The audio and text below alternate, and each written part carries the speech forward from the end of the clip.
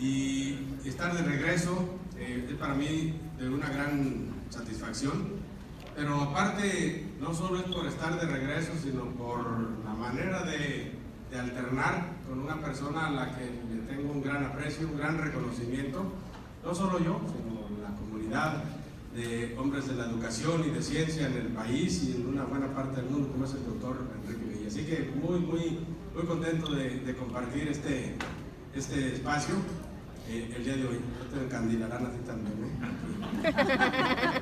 Bien, platicamos un poco, Enrique y yo somos muy buenos amigos, y me voy a permitir hablar así, sobre el tema que habríamos de compartir con ustedes. Y bueno, yo me permití titularlo Reinventando la educación, más que nada con el propósito de generar una reflexión en relación a este tema tan importante. Evidentemente el especialista es él, el doctor Enrique Villa, es el especialista, pero yo me permití hacer una reflexión que permitiera a todos ponernos a pensar un poco en relación a este tema. ¿Por qué la reinvención de la educación? ¿Por qué la reinvención es el reto? Estoy convencido de que el mundo está siendo revolucionado en todos los quehaceres del ser humano, desde el mundo de la educación, el mundo de las familias, el mundo empresarial. No hay absolutamente ningún campo que sea ajeno a esta explosión de revoluciones, ¿sí? Ustedes van a darse cuenta cómo la mayoría de los que están lanzando emprendimientos, startups o como se quieran llamar, todo el mundo tiene en mente revolucionar su sector. Y podríamos nosotros apreciar, por ejemplo, algunas de las empresas icónicas que pareciera como si de la noche a la mañana, digo de la noche a la mañana en el sentido de que antes a las empresas tipo Bimbo les llevaría muchísimos años, Grupo Lala, consolidarse como tal, y de repente está en cuestión de unos cuantos años las tienes en un nivel sobresaliente. Y entonces este tipo de empresas que están revolucionando el mundo, como por ejemplo, piensen ustedes en Uber, ¿no? Uber es la compañía de taxis más grande del mundo y no tiene taxis. No tiene taxis. Por ejemplo, agarras Airbnb, es el proveedor de alojamientos más grande del mundo, tiene un valor superior a los propios hoteles de Hilton, por ejemplo, la cadena Hilton. Sin embargo, no tiene alojamientos, pero todo el mundo podemos ser hoteleros a partir de ahora. Nomás está que subas ahí, yo quiero rentar mi casa 2 o 3 días a la semana, y nomás no es en mi cuarto, ni dices que no quieres que use, ¿no?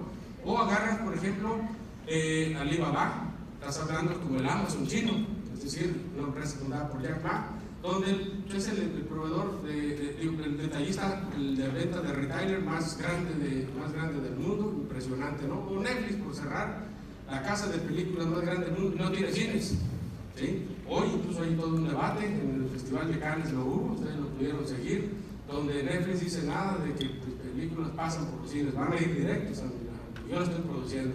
Entonces, habrá muchas películas que ustedes ya no verán en los cines, justamente por esta revolución. Bueno, la revolución que está haciendo Elon Musk con Tesla y varias empresas más, pero es interesantísimo. Empezó con los autos eléctricos, estamos ya con los autos autónomos, ahora ya ni siquiera eléctricos, porque quieren mejor que sea de energía eólica, ¿no? Para eliminar la electricidad. Bueno, no tenemos ni idea de este tipo de cosas que están observando, ¿no? ¿Qué me dicen, ¿no? Del mundo de la televisión? Evidentemente las televisoras están pasando mal, para no mencionar nombres, todas, ¿sí? Todo el mundo lo que ahora utiliza es las modernas pantallas, ¿no? Como con un smartphone tú puedes ver ahí tus series, lo que sea, sin necesidad de tener que estar corriéndole a la casa para ver, ¿no? ¿Qué pasa con el mundo de los bancos? ¿No? Los bancos mismos están siendo revolucionados en sus entrañas mismas, ¿sí? Con esta conversión hacia todo lo que es los Bitcoin, pero sobre todo se piensa que el blockchain, que no es más que el registro de todas las nuevas operaciones que se hacen con este nuevo tipo de moneda virtual, puede revolucionar tanto la banca de la misma manera como Internet lo hizo con los medios de comunicación, que desapareció periódicos y demás. Muchos se siguen sosteniendo, justamente porque tienen subsidios, algunos de ellos gubernamentales o políticos, pero la verdad es que ya casi nadie los lee, ¿no? Pero ¿qué pasa? Por ejemplo, también las profesiones están siendo revolucionadas. Les recomiendo la lectura de este libro de Richard Stein sobre el futuro de las profesiones, porque es impresionante cuando uno revisa lo que va a pasar con los ingenieros, lo que va a pasar con los abogados, los contadores, y no es que muchas profesiones como tal, doctores, desaparezcan en sí. Lo que desaparece es el modelo de negocio, la forma como trabajaban. Desaparece la forma como trabaja, es decir, me gradúo, pongo mi consultorio y espero que la gente vaya y a ver si pues, vas a esperar, las bombas se van a parar. Todo eso está haciendo revolución, nos obliga a repensar, ¿no? Cuando uno se pone a pensar en los niños que están yendo ahorita a los kinders, a los maternales, a los primeros grados de primaria, bueno, pues esos niños, ustedes le están enseñando una serie de materias que creen que son las que podrían servirles, pero ciertamente, ¿en qué van a trabajar? Pues ni idea. Esos puestos donde van a trabajar no existen todavía. En nuestra época existían esos puestos, estaban esperando, ¿no? Porque el mundo estuvo más de 100 años congelado en nuestras mentes, en nuestras cabezas. Lo cierto es que no estamos viviendo una época de cambios. Lo que estamos viviendo es un cambio de época, el final de un ciclo. No se confundan porque estamos viviendo una situación de crisis, ¿no? Es el final de un ciclo y nosotros estamos siendo parte importante de él. Por lo tanto, una premisa muy importante que ustedes deben registrar y tomar nota es que todos, absolutamente todos, sin importar a qué te dedicas, qué profesión tienes, todos tendremos que reinventarnos en un mundo que está siendo revolucionado. El gran desafío para todos nosotros, en todos los sentidos, en los hogares, en las empresas, en las comunidades, es la reinvención. Y vean ustedes cómo las compañías que son exitosas justamente están inmersos en este proceso de reinvención. Hace poco estuvo el presidente de DuPont en México celebrando 90 años de esta empresa aquí en México, y clarito nos dice, ¿no?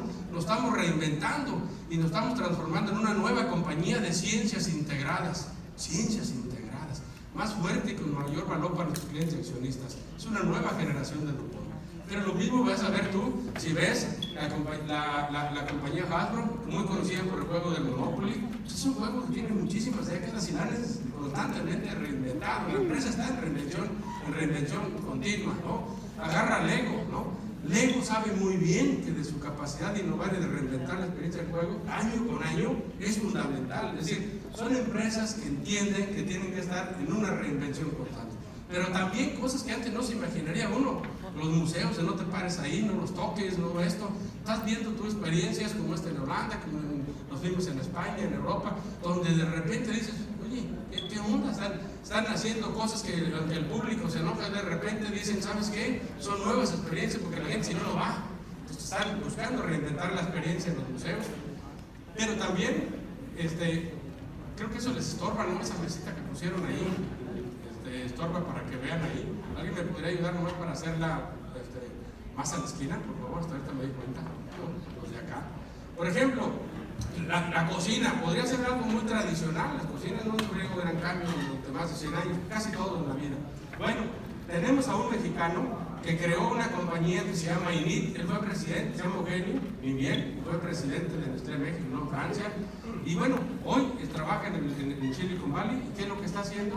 Él está generando esta nueva empresa que se llama INIT, y lo que busca es reinventar justamente la cocina, dándole voz a los alimentos a través de una aplicación donde tú puedes saber qué alimentos tienen, cuántas calorías tienen, qué tipo de combinación de recetas puedes hacer con ellos. Impresionante, ¿no?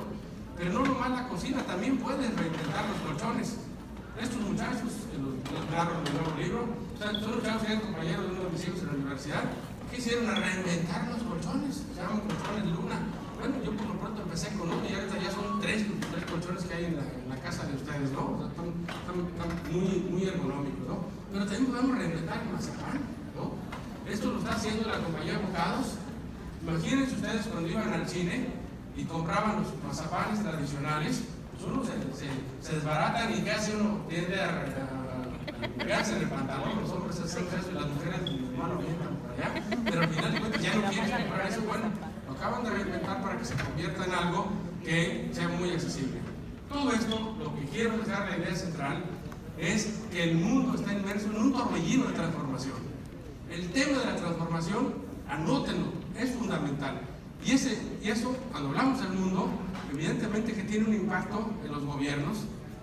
Quiero que se imaginen ahorita lo que representa gobernar en esta era, con tantas redes y tanta cosa. Bueno, el mundo de las universidades igual, el mundo de las empresas, el mundo de las organizaciones de la sociedad civil, todos están siendo impactados.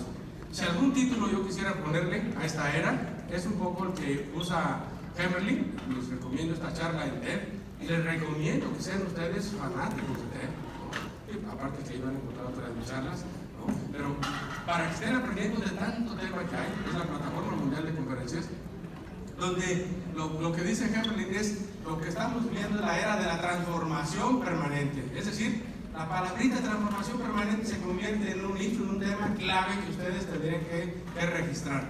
Ahora bien, ¿qué pasa en una era de transformación permanente? ¿Qué pasa en una era de transformación permanente? Bueno, hay tres cosas que son fundamentales. Una, el cambio es constante. El cambio es constante. El aprendizaje es continuo. Antes uno podía decir, pues ya terminé tal grado, tal carrera, y me voy a actualizar un poquito de vez en cuando con algún cursito. No, el aprendizaje es continuo. ¿Sí? Y las organizaciones, como lo vimos con todas las demás, con Talco, con Dupont, van a estar siempre en constante transformación. Importante no perderlo de vista. Por ejemplo, hace poco estuve con el equipo directivo de Pearson. Impresionante. Pearson se deshizo de toda la parte editorial y se fusionó con Penguin Random House, que es la editorial que me maneja mis libros. ¿Y qué es con qué se quedó? O sea, dice, estamos en un proceso de transformación. ¿Qué queremos ser? ¿De ser la editorial más grande del mundo en venta de libros de texto? Eso ya no queremos, evidentemente ya no lo queremos. A ser la compañía más grande del mundo en servicios de aprendizaje. Es decir, se conecta, porque saben que el aprendizaje va a ser permanente en una sociedad y en un mundo de transformaciones permanentes. Por lo tanto, Pearson le apuesta a eso, evidentemente. Pero no solo eso, lo que sea. Estuve aquí, por ejemplo, en Guadalajara, con la compañía Philip Morris International, en su feria de innovación como speaker, y impresionante lo que están buscando, o sea, a nivel mundial, en un proceso de transformación, donde lo que están buscando es diseñar un mundo en el futuro libre de humo, es decir, adiós a los cigarrillos y demás, y uno dice, ¿y qué va a pasar con ellos? No lo sé, pero van a cerrar plantas en el mundo, están buscando que las de México sean competitivas para que se queden en una nueva transformación, muy interesante lo que traen ahí, ¿no? Pero piensen en cosas, por ejemplo, ¿cuántos de ustedes han escuchado hablar de los MOOCs? ¿No? Es decir, por sus siglas, pero en realidad son los cursos masivos, abiertos, ¿no? En línea, ¿no? Y entonces, bueno, el tipo que los inventó, que es también creador de la universidad, de la Udacity, es Sebastián Tron, el tipo que los inventó, nos había dicho, otra vez hablando de revoluciones, que esa invención suya, digamos, iba a revolucionar la educación en el mundo. Y la verdad que el tipo se hizo rico, con una gran cantidad por todos lados, le escribieron a sus MOOCs y demás. Otras universidades las empezaron a copiar, en fin. Y apenas todo el mundo está corriendo esa carrera cuando el tipo dice, ¿saben qué? Los MOOCs han muerto. Él mismo. Entonces dicen, ¿y por qué? Porque dice, yo no hice esto para hacerme rico, yo quiero revolucionar la educación y no lo estoy haciendo. ¿Por qué no lo estoy haciendo? Porque de cada 10 que se inscriben, apenas uno logra concluir, ¿sí? ¿Para qué quiero yo ganar plata si nomás porque tienes como inscribirte a un gym, pagas las inscripciones, pero no vas al gym? El objetivo no es que yo me haga rico teniendo gym, es que yo tenga que ver con alguna mejora y que enriquezca tu vida, ¿o no? Y entonces ahora, ¿qué es lo que está pasando con él? Pasa de ser un revolucionario con el tema de los MOOCs, ¿a qué pasa? ¿Sí? A reinventarse. Es un ciclo, ¿sí? Revolución, reinvención, revolución, reinvención. Se está buscando reinventar. ¿Y qué tiene ahora? Los famosos nanodegree, que les recomiendo que los investiguen porque es muy interesante. Salió con Google, salió con Apple, entonces van ya puras competencias básicas, ¿no? Oye, tú que estudiaste lo que sea, médico, ingeniero, no importa, pero quieres aprender sobre cómo manejar Android, pues aquí está lo mejor para que te certifiques en esto. Entonces van a aspectos, y en un 2x3 tienes gente en otro nivel, ¿no? Sin importar su origen, si salió de ser un ama de casa, un ingeniero recién egresado, en fin, impresionante.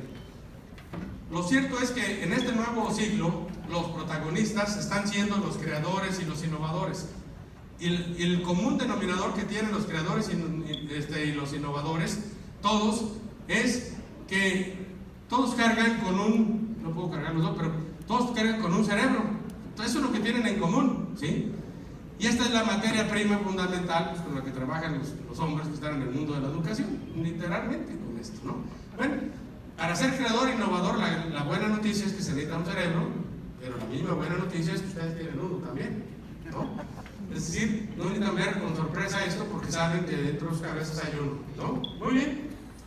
Esto, si ustedes se fijan, estamos hablando hoy, se habla de una revolución de la inteligencia, se habla de ciudades inteligentes, ¿no? Hoy el mundo se le divide entre dispositivos tontos y dispositivos inteligentes. Un dispositivo tonto es aquel que nomás sirve para eso, nomás lava, esa lavadora nomás lava, esa televisión nomás es para ver televisión, son dispositivos tontos. Ese teléfono nomás es para hablar por teléfono, en cambio el dispositivo inteligente sirve para todo menos para eso. Siempre para todo menos para eso. Si sí, yo sabía que ibas a querer mi cerebro. Gracias. Entonces, tú ves el cambio. Los países, desde el punto de vista de sus economías, lo que están buscando es cambiar el rayo de su crecimiento, la manera como impulsan su economía. Ya no están en la primera ola orientados a factores como la explotación de recursos naturales y demás. Ya no están en el mundo de la orientación por eficiencia, porque saben que todo se puede convertir en un commodity y esta materia prima puede ser fácilmente reemplazable, sino están orientados por innovación, como lo acaba de hacer, por ejemplo, Noruega en una de sus apuestas. Y entender que cuando estás volcado hacia el mundo de la innovación, es entender el impulso que tienen las tecnologías en este drive de este nuevo crecimiento. Hoy estaremos apreciando nuevas tecnologías que básicamente provienen de estos campos, del mundo de la robótica, del mundo de lo digital, lo neuronal, la física cuántica, los nuevos materiales, la nanotecnología, la física de lo pequeño y de las ciencias biológicas. Y no estaremos viendo proyectos por separado, independientes. Yo soy digital y tú robótico. No, es una mezcla, una combinación de todo. Es una combinación, una especie de convergencia exponencial impresionante. Tal vez de las que vamos a estar apreciando cada vez más, tendría que ver en los próximos, por lo menos los próximos 3 años, es lo del almacenamiento en la nube, cada vez mucho más. El Internet de las cosas, el Big Data, cada vez llamado más Small Data, porque lo que importa son los datos inteligentes, les digo que lo inteligente es para todo, y los smartphones no se digan, ¿no? Bueno, de todo esto, tal vez por ejemplo, si vemos lo de Big Data, ¿no? Yo me ponía a analizar cómo, por ejemplo, en la época medieval, la gente se planteaba, ¿no? de manera más práctica para tomar sus decisiones, que era una sociedad orientada más a lo que se conocía como teocentrismo. Decían, bueno, ¿qué me dice la palabra de Dios? De manera global eso decía, ¿no? ¿Qué me dice la palabra de Dios? La siguiente etapa de la humanidad, brincamos del teocentrismo a un humanismo y entonces empezamos, que es en la que estamos muchos todavía, es ¿qué me dicen mis sentimientos? Pues ¿qué te dicen tus sentimientos? Pues éntrale, ¿no? Dale like, me gusta, no me gusta, todo lo reducimos a eso, ¿no? Bueno, hoy se habla que cada vez más vamos hacia un dataísmo, es decir, donde el tema va a ser ¿qué me dicen mis algoritmos? Contrato a para jugar fútbol, ¿qué dicen los algoritmos? Veo esta película, le invierto, abro esta carrera, ¿qué dicen los algoritmos? Y entonces entras a un mundo muy complejo. Otro de evidentemente, de las estrellas de estas tecnologías pues tiene que ver con el smartphone, porque todo va a pasar por ahí. Estás hablando que esa es la moderna navaja suiza. Nosotros, los que llegan a tener una navaja suiza, saben lo que significaba, cada vez le ponían más, un destapador, palillo, cada vez le ponían más cosas. Hoy, esa moderna navaja suiza es el smartphone, ¿no? Antes necesitas una lupa, pues baja una aplicación para que puedas ver bien y ya está ahí. Y lo que se te ocurra, brújula, pónganse a pensar cómo todos los instrumentos van desapareciendo de las compañías que los hacían porque se pasan ahí, aplicaciones, ¿sí? Estás hablando de una revolución impresionante con más de 4,000 millones en el mundo que tienen este aparato. Hoy es impensable que los chavos vayan a vivir sin eso. Y nosotros, nomás decimos que los chavos, pero la verdad que nosotros también estamos ahí. Todo esto está configurando un fenómeno que se conoce como Industria 4.0. La Industria 4.0, déjenme decirles, divide las empresas tradicionales que van por un rumbo y las que ahora están en esta nueva ola. ¿Qué significa Industria 4.0? De manera muy simple, déjenme decirles, es traerse lo que estaban haciendo las nuevas empresas en el mundo de la tecnología, ¿sí? Angry Bird, Pokémon Go, todos esos que usaban todas estas herramientas, traerlas al mundo de las fábricas. Se tardaron, eso es todo. Más que se oye muy bonito en 4.0, pero lo que está ocurriendo es eso. Las compañías como Siemens y demás, Cisco, lo que están haciendo justamente es eso, traerse del mundo del entretenimiento hacia el mundo de las fábricas. Y luego, por ejemplo, otra de las que yo creo que van a ser unas de las tecnologías estrella en los próximos años es las impresoras 3D. Quiero que se imaginen ustedes los chavales cuando tengan una impresora 3D en su casa, como hoy tienen un teléfono convencional o tienen una impresora. Esa impresora 3D, que los chavos, que tú le puedas decir, oye, ¿sabes qué? Se me cayeron los lentes, hazme una armadura, cámbiame el color en lugar de ir a la clínica que me los arregle, ¿no? Lo que sea, hasta al rato van a ser zapatos, objetos, y eso va a simbrar todas las industrias manufactureras que seguirán en el pasado. Es impresionante lo que puede ocurrir con esta tecnología. Y luego, bueno, hace poco entrevistaron a Jack Ma. Jack Ma no lo pierden de vista, es un tipo muy interesante, porque es el fundador de Alibaba, que como les digo es el Amazon chino. Jack Ma dice, yo no quería decirlo, pero realmente estoy preocupado, porque yo estoy viendo cómo la sociedad está siendo impactada por los cambios de la robotización, la automatización, el internet. Va a destruir muchísimas fuentes de empleo y no están haciendo nada, no los veo prepararse, no deberíamos estar angustiados, sino preparándonos para este cambio, y no lo están haciendo. Y cuando uno revisa las cifras de los organismos internacionales como la OIT, dicen, es que vamos a acumular este año 200 millones de desempleos, o el Foro Económico Mundial te dice, vamos a tener 5 millones de puestos de trabajo que vamos a perder, porque se van a perder 7, pero se crearán 2, entonces quedan 5. Impresionante oír esas cifras. O hace poco estuve en una presentación de esta compañía, Mercer, una de las grandes consultoras internacionales en materia de talento y gestión de talento humano. Cosas como esta que me llamaron mucho la atención. El 50% de los puestos de trabajo actuales van a desaparecer rumbo al 2020. Y cuando te metes a las entrañas de las compañías, el 30% de las competencias centrales, es decir, de lo que hoy por hoy consideran que son trabajos que no pueden renunciar al interior de la compañía, también van a volverse obsoletos. Entonces, con estas consideraciones, y luego revisas tú, por ejemplo, las oficinas de empleo, lo mismo en Estados Unidos que en México, lo acabo de ver en Scania, esta empresa sueca en Querétaro, y veía yo cómo sus cifras son impresionantes. Las ofertas de empleo van a la alza, o sea, no es que no haya trabajos, pero las contrataciones no. Hay un gap ahí impresionante. ¿Por qué está ocurriendo esto? Porque antes querías un mecánico y decías, no les querías estudiar nomás secundaria, vente. Ahora no, quieren que tengas un ingeniero especializado en no sé qué, ¿no? Y entonces, ahí hay una situación para reflexionar. Pero bueno, yo siempre les digo que no tenemos por qué vivir paralizados por el miedo, sino que lo que tenemos nosotros es que aprender a gestionar la incertidumbre, y la mejor manera de hacerlo es creando tu propio futuro. Evidentemente la educación juega un papel fundamental. Entonces invierte en preparación, no en la predicción. Nadie le atina nada. ¿Para qué te sirve estar prediciendo cosas? No le atinas que si va a haber, si el Brexit sí o no, que Colombia sí o no, que si Trump, nadie le atina nada. Entonces prepárate, ¿no? El propio Noé, el patriarca Noé, no pasó a la historia por haber predicho el diluvio. Lo predijeron un mundo de gente. No sabemos de eso porque se ahogaron, pero el tipo, es el único que construyó un arca. Es decir, ¿qué hizo? Se preparó frente a eso, se preparó. Quiero recomendarles a todos los presentes que vean esta película, se la recomiendo enormemente, se llama Talentos Ocultos, el protagonista es Kevin Costner, ¿no?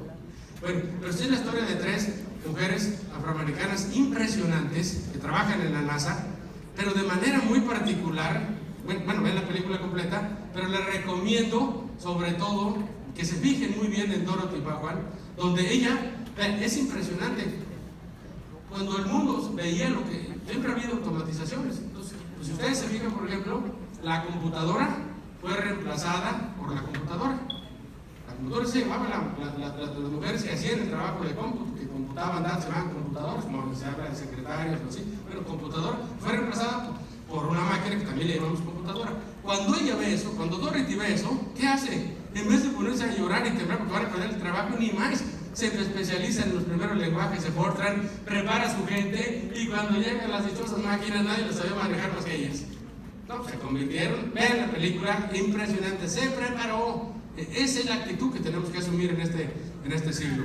El éxito seguirá basado en la gestión de conocimiento, indiscutiblemente, pero tenemos que diferenciar que no es lo mismo información, por eso hablamos de Big Data, cada vez tenemos mucho más datos, cuando son datos desconectados entre sí. Cuando tú los conectas entre sí, lo que generas es conocimiento. Pero de nada te servirá el conocimiento en sí mismo, no te van a pagar por lo que sabes. Nadie le van a pagar. En el MIT acaban de reunir ahí, sobre todo en el Media Lab, el laboratorio de innovación que tienen, a todos los científicos les dijeron, a partir de hoy no se les va a pagar por lo que saben, es por lo que con eso que saben consiguen hacer.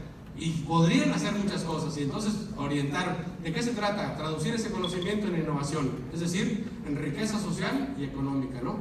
Esta metáfora de cuando éramos niños, que la educación es la base del futuro, la llave del futuro, evidentemente que seguirá siendo una buena metáfora, pero tenemos que tener cuidado de no confundir educación con escolaridad, ¿no? Hoy puedes tener chavos que se la pasan con becas y de posgrado en posgrado y demás, no confundir, o sea, la educación no necesariamente se traduce en escolaridad de la manera como lo vemos. La gran mayoría, veía yo las cifras ayer en España, impresionante la cantidad de desempleados, de chavos muy bien preparados que no encuentran un empleo, quizás porque ahí está el problema. Están pensando en buscar un empleo en lugar de generar inventar una profesión o generar un nuevo emprendimiento, ¿no? Y es que esta formación, como lo detectó la Singularity University, es que seguimos formando muchas veces a chavos para que sean buenos empleados en las organizaciones y no entender que el mundo está siendo transformado. Si el conocimiento es clave, evidentemente que las fuentes de conocimiento, como son nuestras instituciones educativas y en especial las universidades, también tendrían que revisar transformarse, reinventarse tanto su cultura como la manera como están organizadas, ¿no? Por ejemplo, hay una obsesión que tenemos de estar pensando que todo se reduce con vincular. Como si logramos vincular gobierno, universidades y empresas y organizaciones de la sociedad civil, ya fregamos. Esa es una obsesión que puede no necesariamente servirnos de mucho, porque lo que importa es que esa vinculación se dé con gobiernos rediseñados, con universidades transformadas, porque si no, por ejemplo, se habla mucho del modelo de la triple hélice, ¿no? Me tocó escucharlo ahí directamente a Henry, Sokovitz, y el modelo de la triple hélice. Perfecto. Miren, también en 1911, ahí tienen ustedes las triples hélices del Titanic, eran impresionantes esas triples hélices, con todas sus triples hélices se hundió. Y eso puede pasar con muchos proyectos, porque lo que importa es justamente que estén rediseñados. Eduardo Galeano dice, no podemos seguir educando con procedimientos de ayer alumnos que ya viven en el mañana. Ni procedimientos, ni métodos, ni ideas. Tenemos que entender eso. Esos alumnos ya viven en el mañana. O sea, piensen lo que eso representa. Y por eso es que vemos a países como Finlandia que lo que está buscando es que en lugar de las clásicas clases tradicionales que nosotros conocemos, ¿sí?, que trabajen por proyectos, aulas móviles, en fin, y podrán encontrar muchas otras experiencias. Lo cierto es que la innovación seguirá requiriendo como plataforma la educación. No hay forma de eso, pero esa educación tiene que ser reinventada y esa educación tiene que estar vinculada a ciencia, tecnología y arte, ¿no? Normalmente nuestros tecnológicos, no me dejarán mentir otro día, cuando sus orígenes siempre fue la combinación de ciencia y tecnología, por eso era la ciencia y la técnica al servicio de la patria, y cada vez entienden más la importancia de mezclarle el arte, ¿sí? Entonces, en ese sentido, hoy todas las innovaciones justamente tienen que ver con esas combinaciones de ciencia, tecnología y arte. Vean lo que está haciendo, les recomiendo que vean Swissnex, esta página, donde Suiza, que es uno de los grandes países más competitivos e innovadores, justamente lo que está buscando es vincular a todos sus hombres de negocios y emprendedores a través de sus embajadas con el mundo de la ciencia y la tecnología y el arte y la educación. Es decir, justo de lo que estamos hablando. Pero no solo lo hacen los países, lo hacen las grandes compañías que entienden el timing de su historia, como Unilever, que busca conectar ciencia, tecnología y arte con las necesidades del consumidor. Esa combinación es muy, muy importante. Ciertamente la mano de obra de este ciclo va a tener que ver con la creatividad.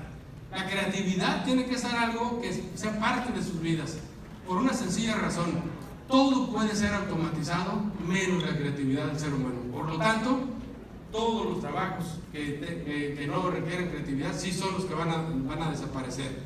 En ese punto, todo lo que no pueda ser digitalizado, que no pueda ser automatizado, se va a convertir en algo muy valioso. Todos lo querrán, porque no, justamente porque no lo puedo automatizar, ¿sí? Miren, hasta los anestesiólogos están pariendo chayotes. O sea, está cañón, porque si ustedes revisan, no, porque hay mafias y demás que impiden en las profesiones que estas desaparezcan tan rápido como deberían, pero hay robots que son mejores que los anestesiólogos, ¿sí?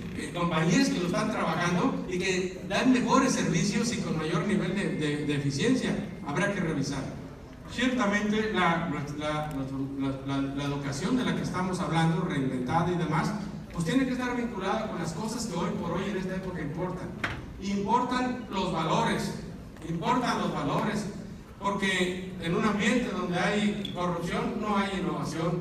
Importa la ética, importa la innovación como tal, una educación vinculada a innovación, una educación vinculada a flexibilidad.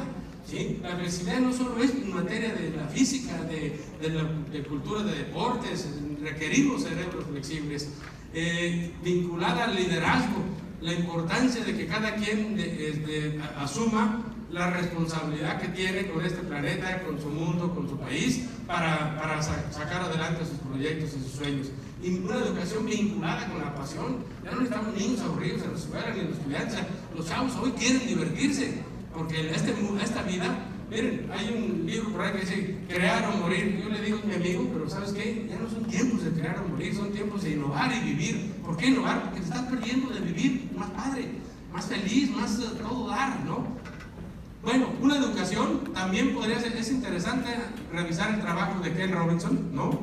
Muchos lo conocerán, otros no, pero poder ver lo que él está planteando para todo el tema de escuelas creativas, que básicamente es, por ejemplo, incorporar estas habilidades en las aulas, con 8 competencias que él habla.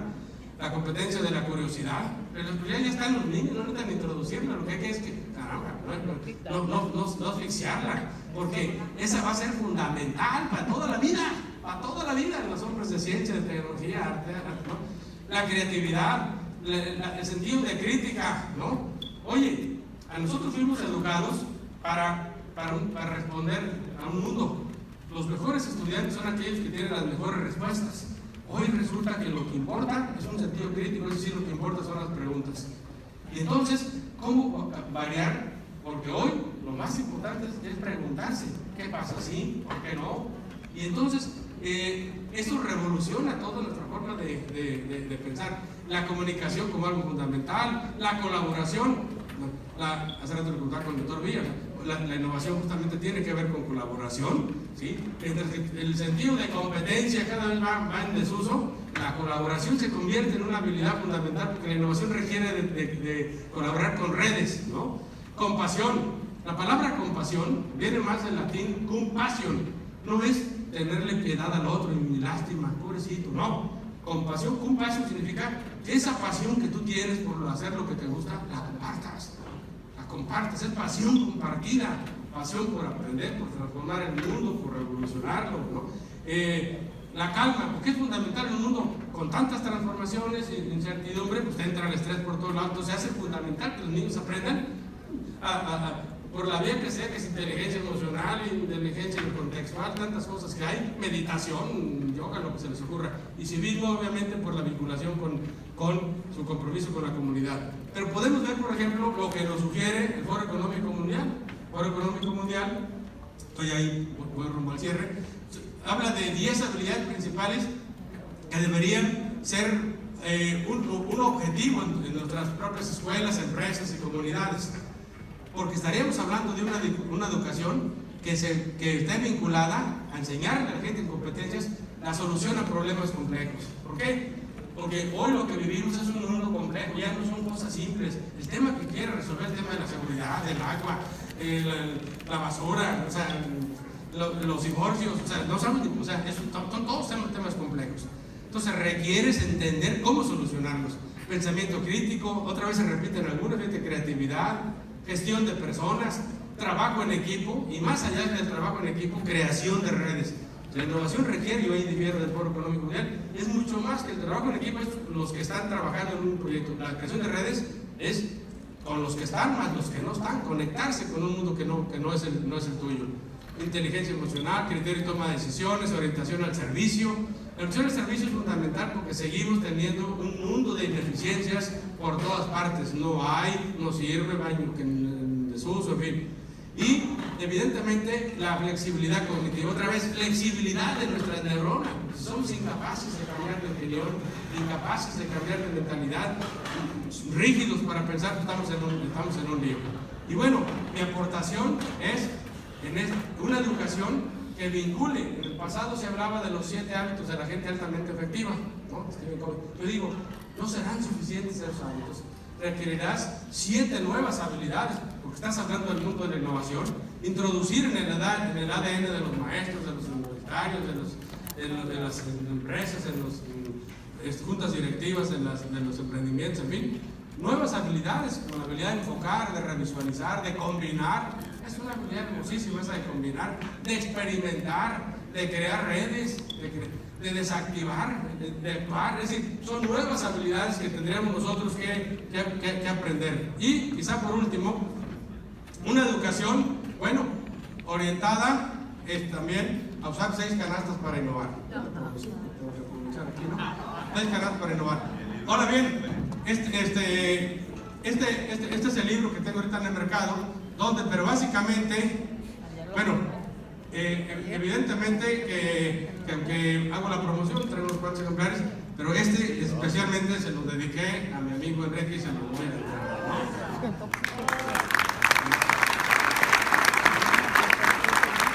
Pero les quiero compartir el concepto porque en unos minutos nada más, ayer tuve la oportunidad de hacerlo con más tiempo. Por eso era el asunto del micrófono de solapa. Miren, una educación que eche mano de 6 canastas, ¿no? Por un lado, tienes tú la canasta roja de la eficiencia, tienes tú la canasta amarilla de la mejora, la canasta negra del abandono, la canasta verde de la innovación, la canasta rosa mexicana de innovación a la mexicana y la canasta naranja de la creatividad. Es decir, en la roja de la eficiencia, ¿qué le ponemos ahí? Todos tenemos que tener proyectos en esas 6 canastas. En la roja, proyectos que le permitan sacarle provecho al presente, a lo que ya haces. Si das clases, si vendes chicles, si eres consultor, si eres industrial, no importa. Sácale provecho a lo que hoy haces. Hazlo bien, ¿no? Hazlo bien hecho. Pero necesitas también proyectos que te ayudan a mejorar el presente y para eso es la canasta amarilla. ¿Sí? Proyectos que te ayuden a mejorar el presente. Amarilla. ¿Con qué me ayudarás? ¿Y luego? Bueno, gracias. La canasta negra, proyectos que abandonen el pasado. Tenemos que aprender a abandonar, porque sin eso no podremos estarle abriendo espacio a lo nuevo. Es fundamental para crear futuro abandonar cosas de tu pasado que te molestan, que te lastiman, que te desenfocan. La verde, proyectos que ayuden a crear el futuro.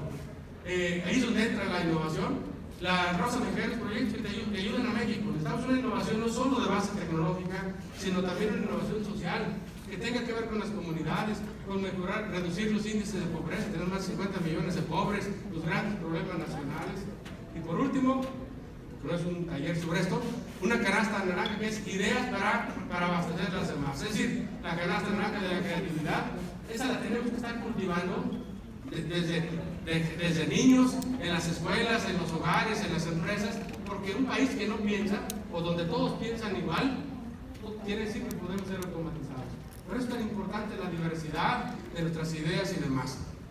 Por último, en esta línea, miren, las empresas, las sociedades, los países que son exitosos o pretenden serlo, se reinventan continuamente, porque entienden que vivimos en una era de transformaciones permanentes.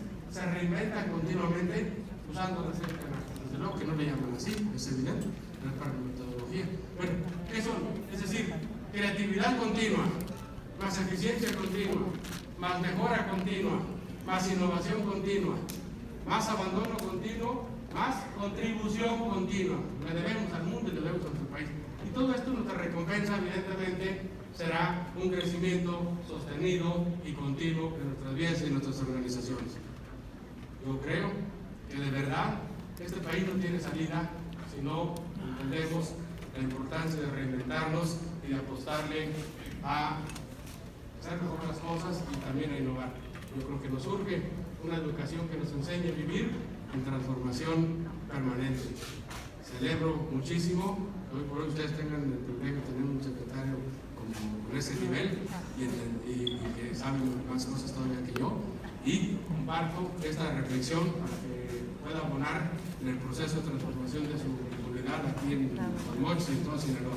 Muchísimas gracias por la invitación. Gracias. Muchísimas gracias para las preguntas finales. Gracias, Ramón. Llegó el momento ahora de recibir a Enrique Villa.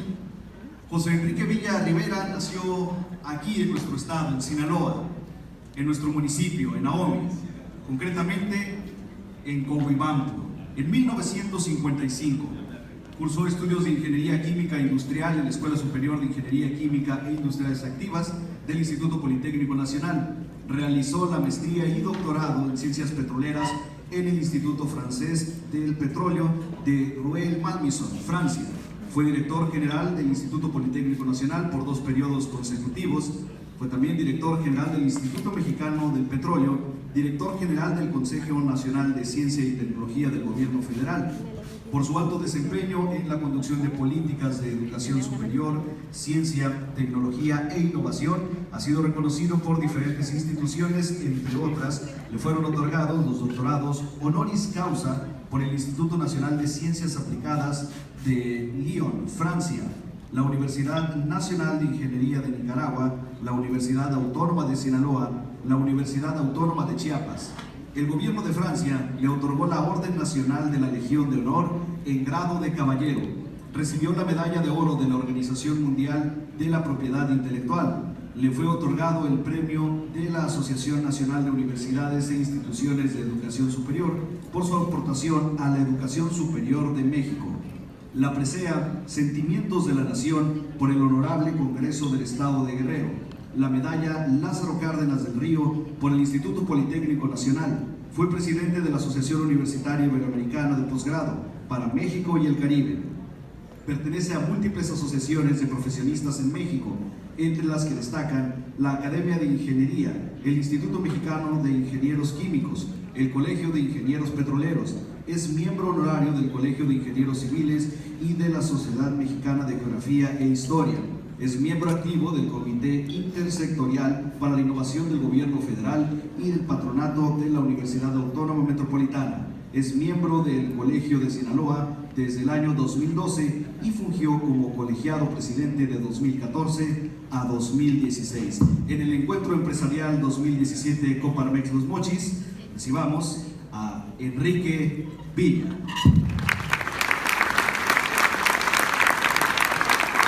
Muchas gracias.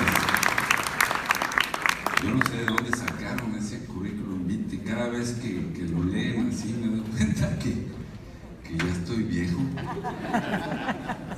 Lo mejor de ese currículum vitae es que nací ahí donde dijeron, en un pueblito, a un ladito de aquí, rumbo a Higuera de Zaragoza, en Coahuibampo. Pueblo, en el momento que yo nací, que tenía 1,200, 1,300 habitantes. Por supuesto, en condiciones sanitarias complicadas, la gente no tenía una escuela y justamente ahí mi padre llegó a fundar una escuela. Y ahí nací. Nací adentro de la escuela. Por eso ahora que platico con los profesores, les digo, oigan, pues si yo los conozco muy bien, hombre. Pues si mi padre y mi madre fueron maestros rurales, aquellos de la vocación vasconceliana, de aquella vocación de Rafael Ramírez, que fue el primer impulsor de la educación en las zonas más complicadas, más difíciles de México, en la posrevolución. Nací adentro de la escuela, porque adentro de la escuela estaba la casa del maestro. Las escuelas rurales tenían antes una casa adentro, ahí vivía el profesor. Y como mi padre fundó esa escuela, como otras en el norte, en el Valle del Fuerte, que en Sinaloa, pues ahí nacimos nosotros. O sea, mis juegos eran en el salón de clases, qué aburrido, ¿no? Mis contactos eran con los amigos de mi padre y mi madre, que eran maestros. O sea, ese ambiente yo lo viví. Se me hace que me van contando el tiempo porque yo agarro el micrófono y además no lo suelto. Me estoy yendo por un lado simplemente para decir que todo lo que dieron en el currículum vitae, lo más valioso es eso, que nací en un pueblo, que soy hijo de la cultura del esfuerzo, que nadie me regaló nada, que mi primer viaje me lo gané, porque además imagínense ustedes que están jóvenes, yo estaba dentro de la escuela y mi padre era un dictador condenado, el profesor Manuel Villa. Yo tenía que ser el mejor, tenía que ser el que mejores notas tenía, y obviamente en aquella época ustedes no lo vivieron, algunos de los que estamos aquí sí lo hemos vivido. Había una máxima que decía, la letra con sangre entra. Y vaya que era cierto, no se olvidaba para nada los varejonazos que recibía uno con vara de granada, pues no se dobla tan fácilmente, no se quiebra tan fácilmente, hacían que no se olvidara. Estoy muy contento de regresar a mi tierra, a mi casa. Esta es mi casa, este es mi lugar del estado de Sinaloa. Ahora con una nueva responsabilidad. Alguien me decía recientemente, oye, qué barbaridad, ¿y cómo te atreviste a regresar a tu tierra en este momento?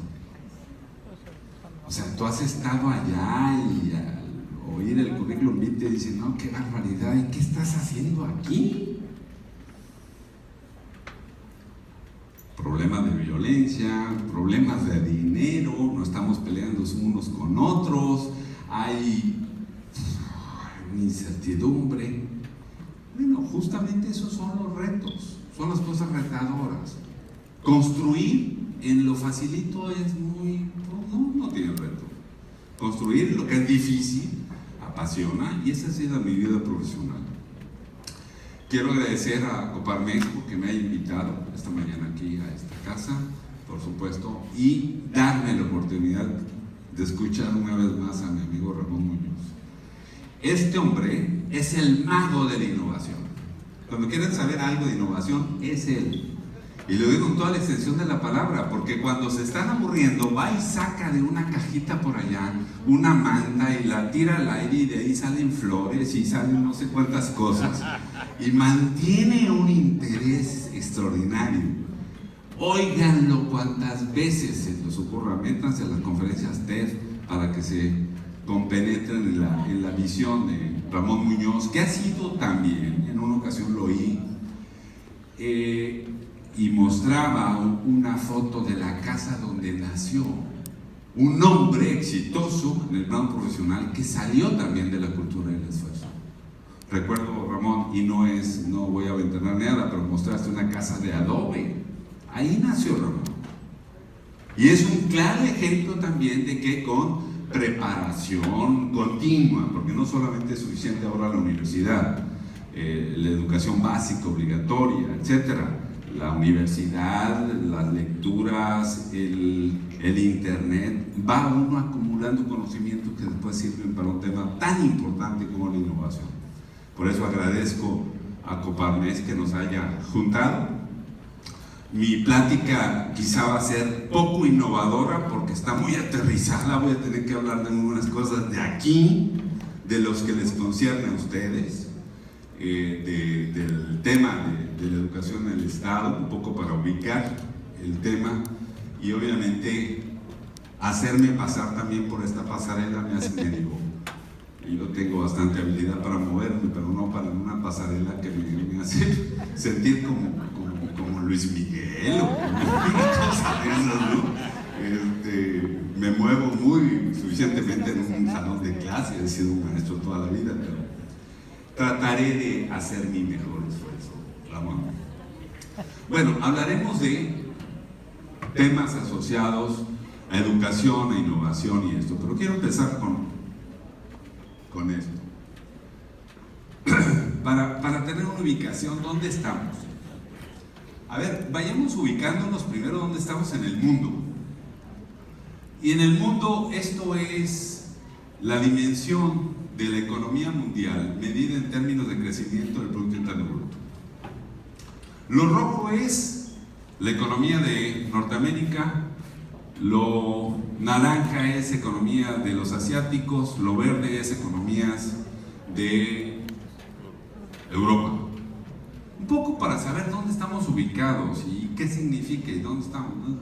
Lástima que no tengo aquí está muy chiquito y no se ve, y además lo absorbe.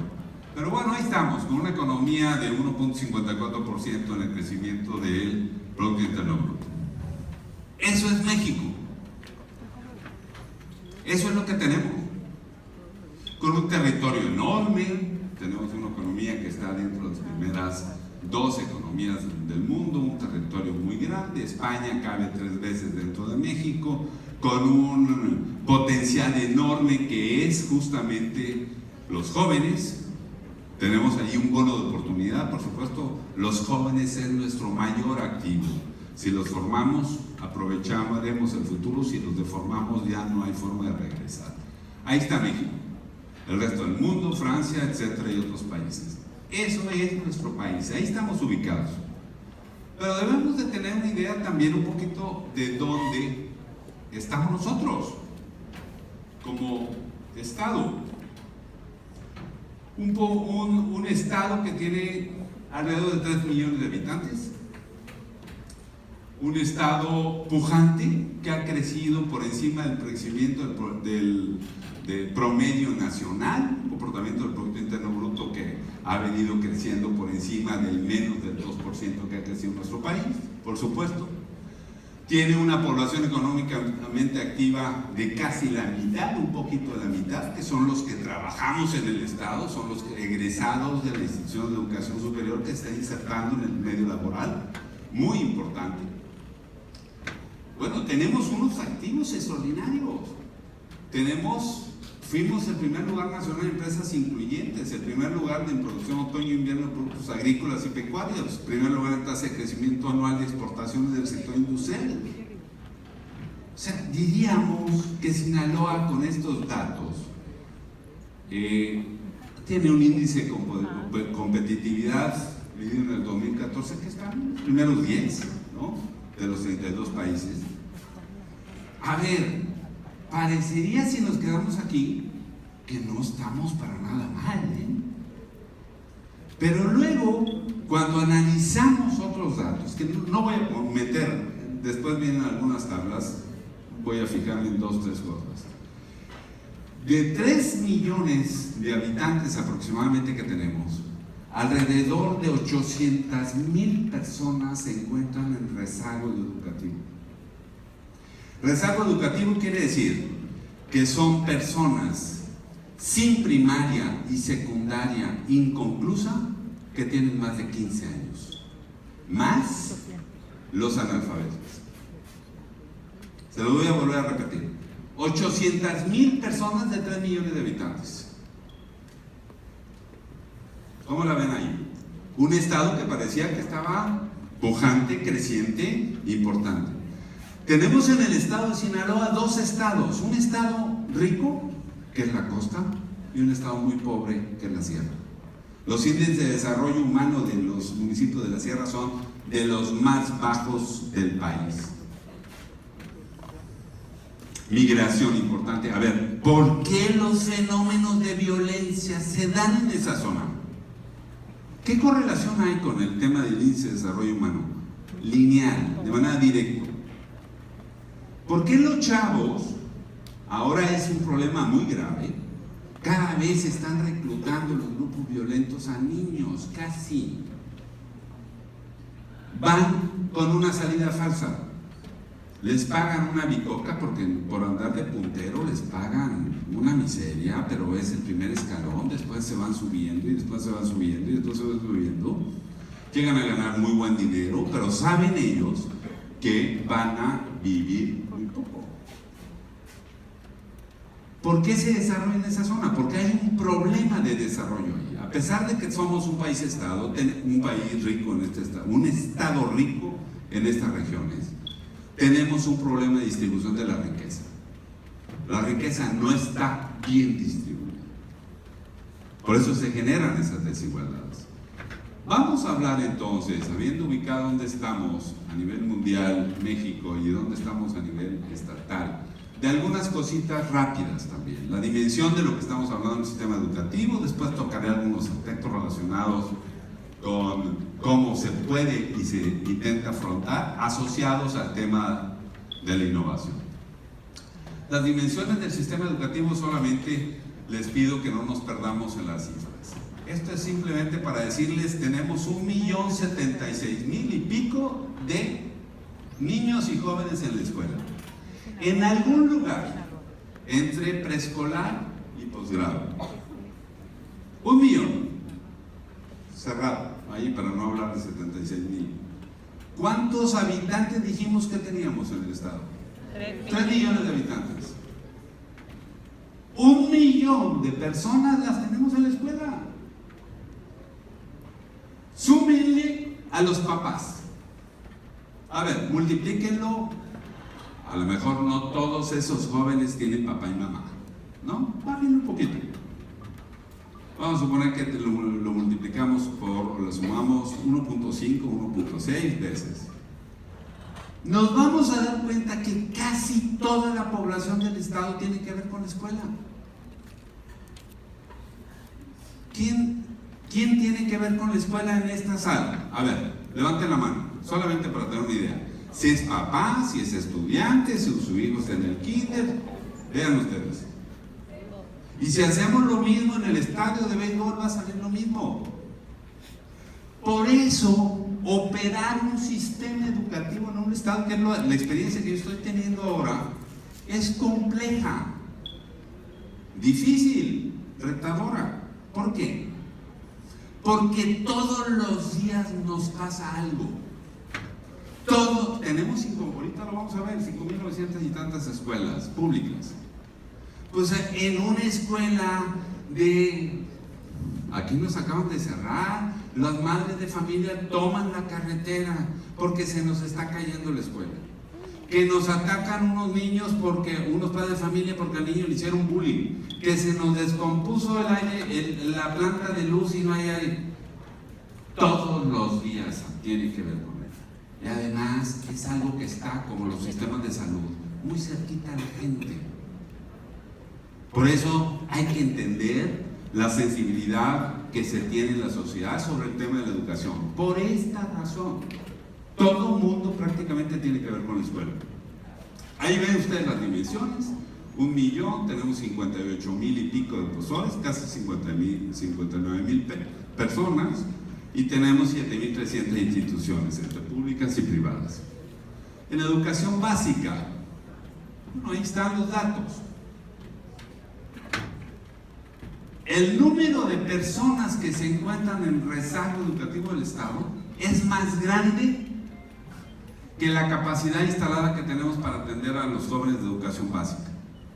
Tenemos menos alumnos de educación básica que el número de personas que no han terminado la primaria y la secundaria y no saben leer y escribir. De ese tamaño son los retos del Estado. De ese tamaño son los esfuerzos que tendríamos que dedicar para llegar a pensar en el tema que también expuso Ramón, en que fuéramos un Estado innovador, un Estado de creadores, un Estado donde todos los jóvenes están recibiendo una educación que les permite pensar, ser creativos, que tienen razonamiento matemático, que toman decisiones en base a esos conceptos. Entonces, de esa talla son los retos. Tenemos más de 122.000 estudiantes en la educación superior, con esos, digamos, dimensiones de carreras y posgrados, obviamente con carreras y posgrados todavía tradicionales, no en el concepto que señala Ramón, en carreras que estamos repitiendo del pasado. Los ingenieros mecánicos los seguimos formando igual, los ingenieros químicos igual que cuando yo estudié. no hemos innovado en las nuevas carreras para adelantarnos al tiempo, para que en 5 o 10 años estemos en fase con los cambios que decía Ramón. Aquí no les pido que no se pierdan nada más con tantas cifras, nada más vean la dimensión de Sinaloa con lo nacional. Fíjense en los porcientos rojos que están ahí en alumnos, docentes y escuelas. Cuando ustedes reflexionen qué significa Sinaloa en el concierto de la educación nacional, piensen que la aportación es del orden de entre el 2.3 y el 2.7%, y no se van a equivocar. Ocupamos el 2.3% en número de alumnos, el 2.6% en docentes, el 2.6% en número de planteles, etc. Y en educación media y superior prácticamente se mantiene. Curiosamente se mantiene el territorio, más o menos es de esa proporción. Esa es la dimensión del Estado. Y aquí también no se pierdan, nada más vean lo rojo en las cifras, que significa algo que es muy importante para un país. En la medida en que aumentamos el grado de escolaridad promedio de su población, hay una correlación directa entre grado de desarrollo social, por supuesto, entre grado de participación democrática. Si ustedes se fijan, hagan una correlación directa en aquellos estados donde la participación democrática es muy baja y muy sesgada y con muchos problemas. Van a encontrar que el grado de escolaridad promedio de esos estados, de esas poblaciones, es baja. Tiene que ver, en la medida en que aumentamos no solamente en el desarrollo social, tiene impacto en otros aspectos. Sinaloa ha venido mejorando desde 1970 a 2015 en el grado de escolaridad promedio, si lo medimos en términos de años o de personas que están en diferente edad en el Estado. Somos un Estado que ha venido avanzando, por supuesto, en este tema, por encima incluso del promedio nacional. Ahí se ve de nuevo, en 2010, cómo andábamos en el grado promedio de escolaridad, en Sinaloa contra el nacional, siempre por encima del promedio nacional, y en 2015, cómo avanzamos comparativamente nos comparamos con nosotros mismos y nos comparamos, por supuesto, a nivel nacional.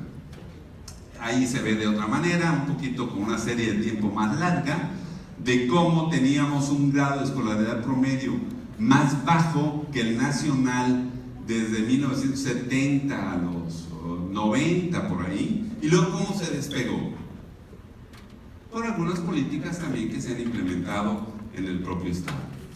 Bueno, esto nos da una idea de dónde estamos, de cómo estamos, de cuáles son los retos en términos cuantitativos que tenemos que alcanzar por número, etc. Pero en la parte cualitativa, solamente no voy a enfadarlos con muchas cifras, solamente voy a mostrar una para decir dónde estamos, y le voy a poner en términos de país. Estas barras lo que muestran es calidad de los aprendizajes, medidos en los niños mexicanos, por PISA, por el programa de evaluación internacional que evalúa los conocimientos que se tienen desde el año 2000 hasta el año 2015. Lo primero que podemos ver aquí es que somos un país que no sabe leer, que no sabe matemáticas y que no sabe ciencias. Lo verde que ven aquí en la barra de acá es el número o los resultados que obtuvimos en % en la parte de resultados bajos para lectura, matemáticas y ciencia. Lo azul es en resultados medios y lo amarillo es en resultados altos. Casi la mitad de los niños de este país, medido en esos estándares, comparativamente con otros países, por supuesto, no sabe leer, no sabe matemáticas y no sabe ciencias. Así tan crudos estamos. Por supuesto, no puse ahí adentro el tema de cómo estamos en Sinaloa, porque si de por sí a nivel de país esos son promedios, en Sinaloa estamos todavía un poquito peor, estamos a media tabla comparativamente con los otros estados de la República. ¿Qué me dice esa tabla? Me da una idea de qué distancia me separa de los países que han avanzado de manera mucho más rápida y exitosa en mejorar los aprendizajes de los niños. Los países que han obtenido mejores desempeños, ustedes seguramente lo han oído por ahí, es Singapur, ¿no? China en algunas de sus economías, Finlandia. Y la pregunta es, a ver, ¿que los niños de estos países tienen un chip diferente? O sea, son diferentes, evolucionaron diferentes, siguieron otra rama. No somos lo mismo, no tenemos el cerebro que decía Ramón, lo mismo. Los niños que no son iguales en todo lado en términos de que son creativos, inquietos, preguntones, somos lo mismo. Lo que pasa es que sus sistemas de formación, de educación, van funcionando de manera diferente al nuestro. Y ellos sí están generando niños formados con esquemas innovadores que les permiten tener niños que están aprendiendo a leer, que están aprendiendo matemáticas y que están aprendiendo ciencias. Bueno, lo que tenemos que hacer es cómo nos vamos a parecer a ellos. ¿Cómo vamos a hacer para que los niños de México aprendan más y mejor, demostrados en los términos de lectura, matemáticas y ciencias? Ese es el reto más importante que tenemos. Y obviamente una de las respuestas tiene que ver con lo que señaló Ramón: innovación. Tenemos que cambiar, tenemos que desarrollar nuevos esquemas. Y por supuesto en un mundo completamente diferente al que teníamos cuando yo estudié en Coahuibampo. El avance del conocimiento está cambiando tan rápidamente. Ustedes seguramente, los jóvenes, no vivieron lo que nosotros vivimos. Nosotros no tuvimos el celular cuando íbamos a la escuela. En las clases de ingeniería yo recuerdo que utilizábamos una regla de cálculo, una cosa que ahora es como para estar en un museo. Ahí hacíamos las operaciones fundamentales. Ahora parecería algo rarísimo. El avance del conocimiento y el manejo de la información está transformando, ya no me voy a ampliar en este tema porque ya lo dijo Ramón, que está impactando el desarrollo de las familias, el desarrollo de las economías, el desarrollo de los países. Y si no hay posibilidad de insertarnos en eso, nos vamos a preguntar en 20, 25 años por qué de nuevo estamos en la cola del desarrollo social y económico en México. Por supuesto, un reto importante es la convivencia entre las personas, los aspectos de democracia, de inclusión, la formación personal frente a otros retos complejos que están ya presentes, por supuesto, que están presionando a la escuela para que cambie. En la educación media superior y en la educación superior, los jóvenes que están llegando ahí son casi los que le están enseñando y están empujando a los profesores a que se actualicen, sobre todo en términos de informática. Yo recuerdo que en un curso de capacitación que dimos para un diplomado en planeación estratégica en el Politécnico Nacional, lo hicimos en línea.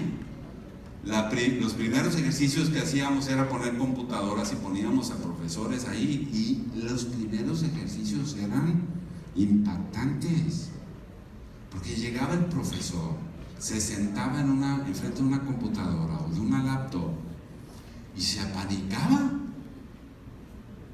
Hay una anécdota por ahí que me contaron de que una persona de los que andaba haciendo de monitor ahí a un lado le dice: profesor, haga enter. Y el profesor decía: enter. Le decía a la máquina: enter. Obviamente no teníamos todavía computadoras que podían, ahora sí, por supuesto. Estos aspectos están revolucionando, por supuesto, el tema de cómo debemos enseñar ahora en un mundo muy complejo. Por supuesto, estas nuevas exigencias están presionando a la autoridad educativa, porque una escuela de hoy requiere tomar decisiones educativas en un espacio mucho más abierto, o sea, toda la parte de autonomía escolar, más confianza en sus maestros y directivos, se requiere apoyos materiales, requiere apoyos pedagógicos, etc.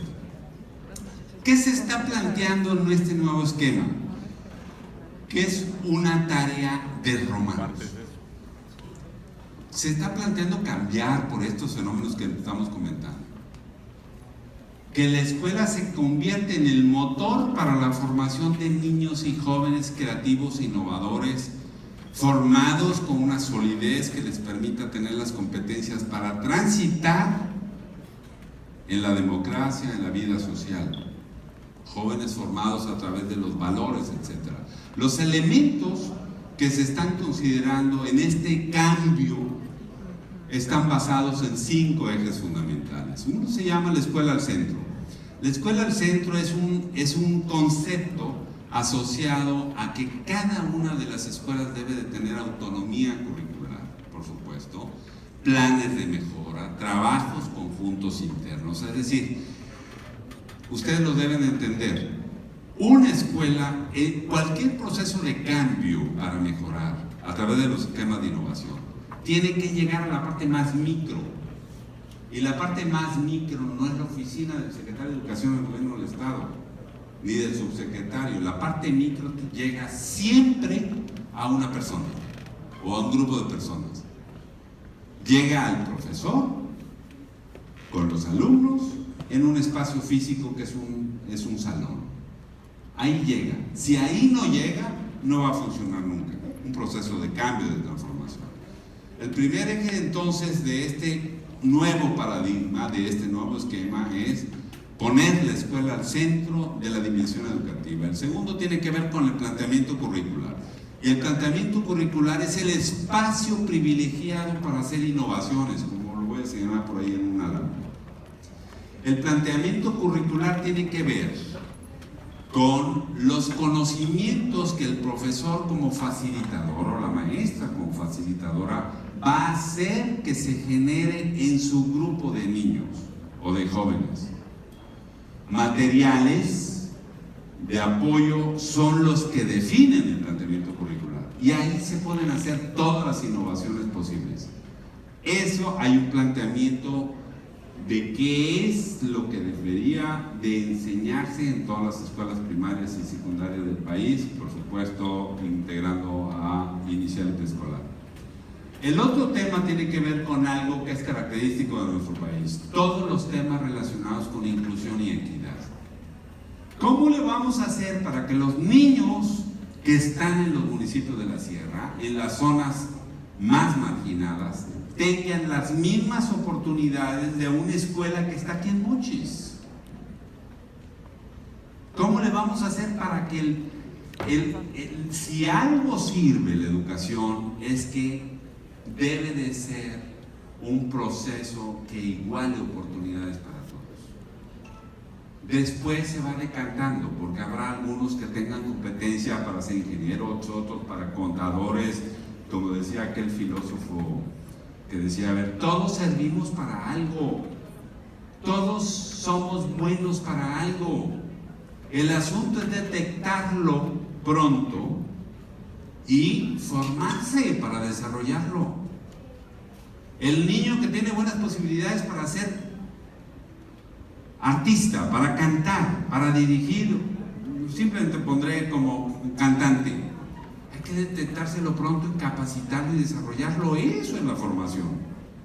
No todos van a ser buenos ingenieros, pero ese puede ser buen contador, o el otro puede ser plomero de primerísimo nivel. Pero las oportunidades de arranque sí tienen que ser igual para todos. Eso es el propósito de la educación, igualar oportunidades. El otro tiene que ver con un tema, el otro pilar del cuarto del quinto, que es fundamental. Sin esto no hay posibilidad de salir adelante, que es actualizar, formar, actualizar y desarrollar al personal docente. A ver, cuando yo era director general del Politécnico Nacional, yo quería hacer de la institución una institución emprendedora.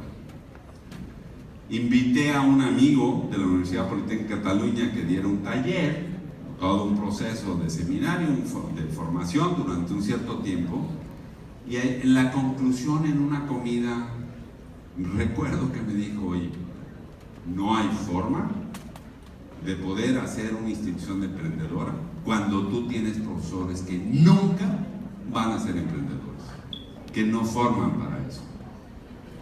Necesitas una cultura organizacional diferente, necesitas profesores diferentes, necesitas etcétera.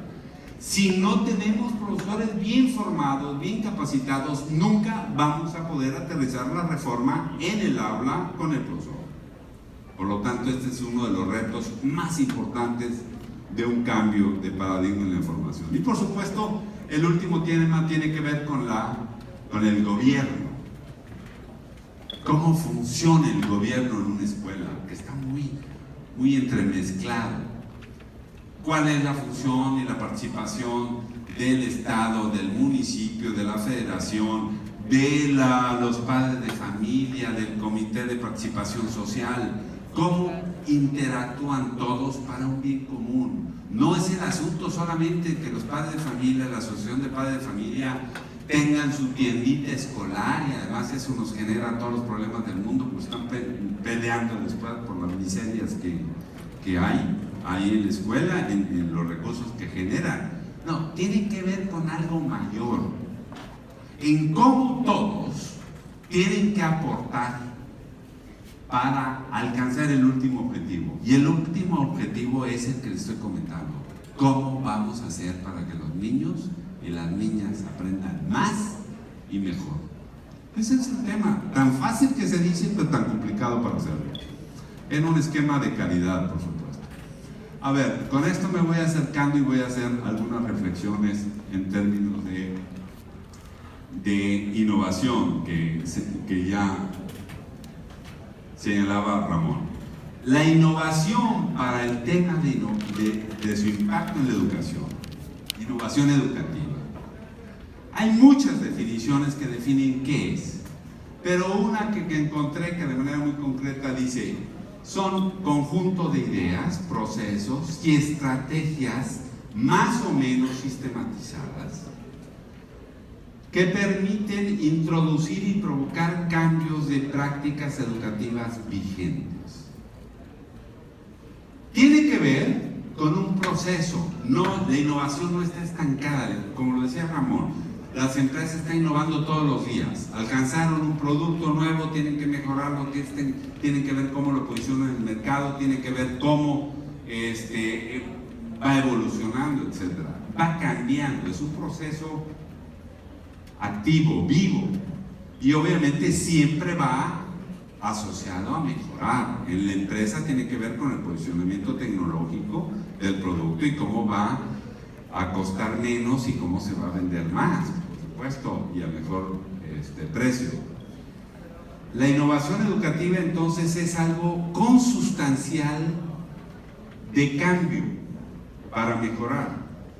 Si estamos planteando que tenemos que mejorar la calidad de los aprendizajes en la escuela, tenemos que innovar, tenemos que hacer esto, y la innovación educativa se puede hacer en múltiples acciones: en la integración del currículo y en la forma de desarrollarlo.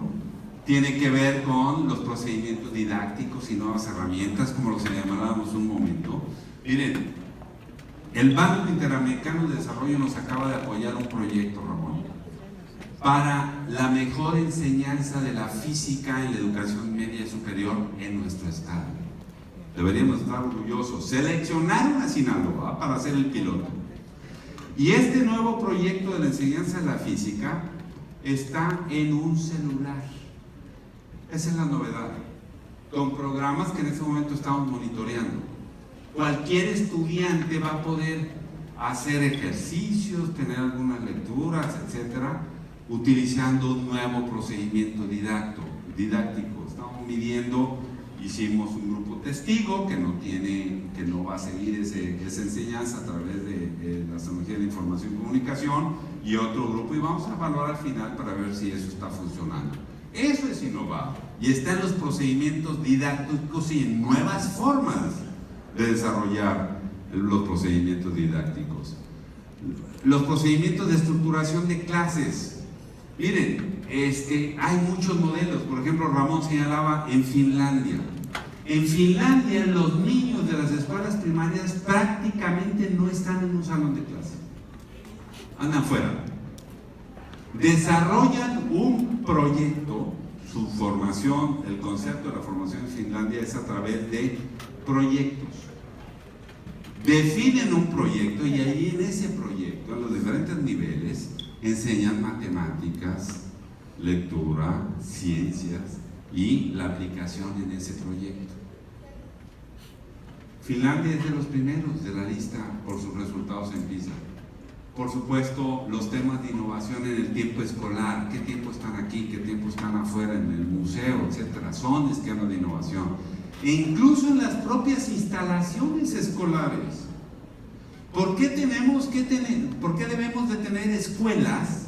Hemos sido muy poco innovadores, construidos por el CAFSE, desde Yucatán hasta Tijuana, con el mismo modelito, sin considerar que aquí en Sinaloa hacen fregado calor del demonio. ¿Por qué no se nos ocurrió hacer escuelas con techos mucho más altos, con un esquema de aireación, con ventanas de otra manera? No, pues nos uniformizaron a todos. Una escuela de Sinaloa es igualita a una escuela de Yucatán que a una escuela de Michoacán, donde llueve un chorro y entonces ahí tenemos problemas de humedad por todos lados. Muy poco innovadores, por cierto. La innovación educativa, pues se ha hecho, miren, hay temas de innovación educativa y modelos de innovación educativa que llegan por moda, en algunos casos, o porque a alguien se le ocurrió. Ocurrencias, y esas han desaparecido. Duran un poquito. Hemos oído hablar de educación para la paz, de educación bilingüe, de educación multicultural, de educación ciudadana. Métanle, hay escuelas abiertas, escuelas efectivas, etcétera. Muy pocas con conceptos supuestamente innovadores que han hecho justamente que se desarrolle una cierta corriente de opinión sobre un tipo de escuela. Recientemente, un empresario de Sinaloa dedicado al ambiente inmobiliario le decía: oye, hay una escuela en Barcelona que necesitas ir a ver. La Escuela Montserrat.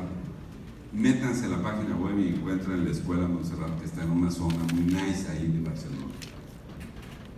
La analizamos, la estudiamos. Es una escuela efectivamente de las mejores. No sé si la conozcas, Philip. Está ahí en un barrio muy exclusivo de Barcelona, que funciona con un modelo muy innovador. Pero es un modelo que es extremadamente caro, que para las condiciones, por supuesto, de desarrollar el modelo en 5.900 escuelas de nuestro estado sería, si no tenemos dinero ni para reparar las que tenemos en este momento. Imagínense lo que tendríamos que invertir. Algunos ejemplos de innovación educativa en eso. Y por supuesto, tiene todos los retos del mundo. Para hacer innovación educativa, y en todos los planos, yo diría, tenemos unas resistencias enormes. La inercia institucional. A ver, no te muevas, hombre, pues ¿para qué? Si este gobierno va a terminar en 4 años y 5 meses, hombre, no va a hacer nada. Deja las cosas como están. ¿No? Es una irresponsabilidad mayor, porque hay que tomar decisiones ahora para que tengan impacto en 5, 10, 15 años, por supuesto. El corporativismo, ¿a qué le suena esto? Hay un corporativismo en el magisterio de todo el país que ha inhibido que avancemos, porque hay intereses, por supuesto, particulares ahí. No digo el nombre del corporativismo, ustedes lo saben muy bien, saben de qué estoy hablando. Por supuesto, un tema que es inhibidor de cualquier esquema de innovación, y por supuesto en la innovación educativa no se escapa, es el individualismo. Ya lo señalaba Ramón, el innovador nato es el cuate que genera consenso alrededor de él, que va comunicando, que le dice, oye, ¿ya supiste esta aplicación? Oye, léete este libro, como lo dice Ramón. Oye, encontré un artículo buenísimo que habla sobre este tema. Se comparte, hay consenso. El individualista no es un innovador. La falta de un clima de confianza, de consenso, por supuesto el control burocrático, eso inhibe, por supuesto, en cualquier esquema innovador, la falta de apoyos, etc. A pesar de esos inhibidores, no tenemos otra salida más que innovar. Si queremos cambiar la realidad de la escuela, tenemos que hacerlo de manera diferente. Einstein decía, no se puede esperar resultados diferentes haciendo las cosas de la misma manera. Por supuesto que tenía toda la razón. Si seguimos haciendo lo mismo sin cambiar, innovando, pues vamos a seguir en la última posición de la tabla, y mejor nos dedicamos a ser boxeadores, a producir mejor machaca, pues vamos dándole valor agregado a lo que somos buenos en el Estado, ¿no? Hay una florecita muy dentadita ahí, pues cuando se abra al mercado, que se transparenta, a lo mejor salimos buenísimos para ese tema. Y voy llegando a terminar. Hay una contraposición a esto que la quise poner, porque me pareció muy interesante. J.J. Brunner, como lo conocemos en el medio de la educación, es un investigador chileno que ha sido ministro de Educación en Chile, que es el buen amigo de un servidor. En algún momento, y lo ha escrito, señalaba que las innovaciones educativas sin duda eran lo fundamental, pero esto, para poder darse, tenía dos componentes, o un componente que deberíamos de atender mejor: formar mejor a los profesionistas. Si tenemos profesores formados de la manera en que los seguimos formando, eso no va a funcionar. Tenemos que cambiar los esquemas de formación, las normales, por ejemplo. Y el otro tema que decía, a ver, los profesores y las maestras han estado involucrados normalmente una maestra y un profesor a los 35 años o 40 años todavía está activa, ¿eh? No sé si conozcan ustedes, es gente que ha hecho una vocación durante mucho tiempo y les ha tocado vivir cambios y cambios y cambios. A una autoridad federal que se hace cada 6 años se le ocurre que va a hacer esto y la otra va a hacer esto otro y eso. ¿Y qué ha pasado? Los hemos vacunado, los hemos insensibilizado al cambio.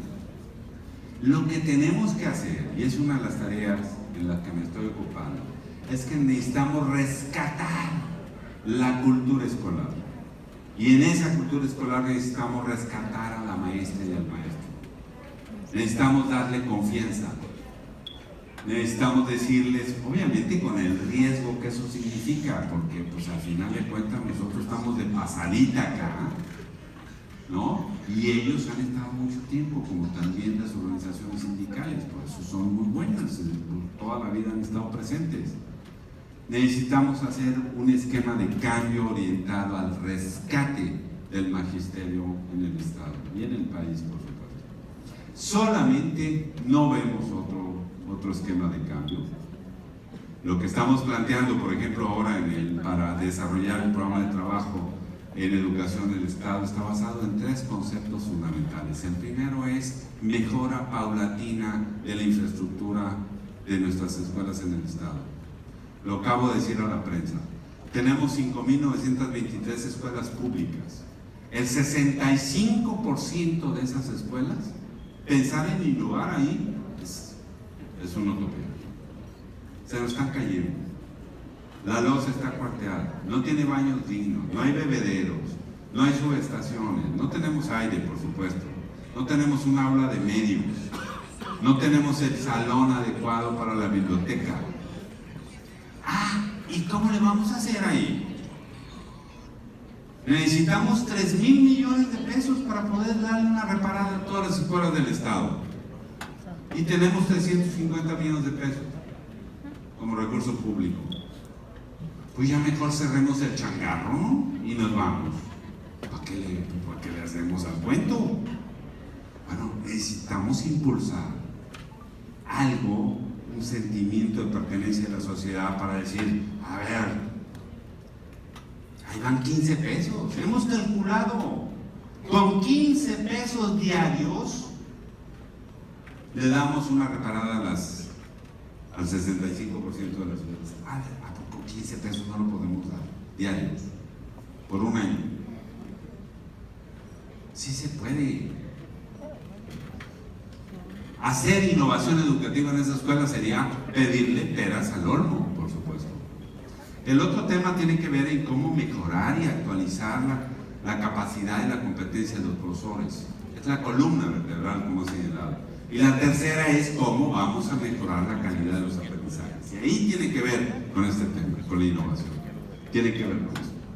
Queridos amigos, si no le entramos en serio a este tema, si no queremos, me fui muy para adelante, seguir sintiendo el flagelo de la pobreza, de la inseguridad, del desarrollo humano, no lo vamos a encontrar.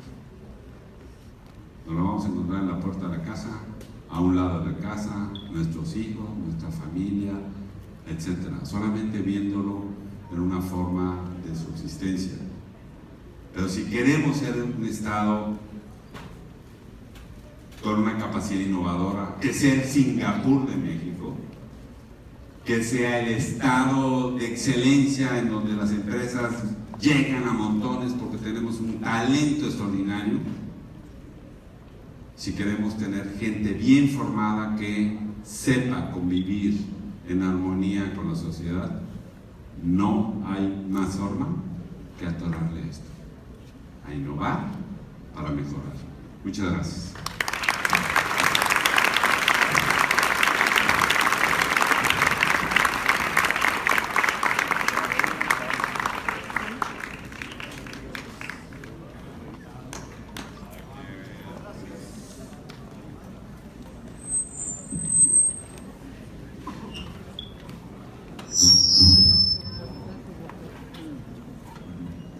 Hola, listo, ya estamos en este micrófono. Muchísimas gracias, Enrique. Y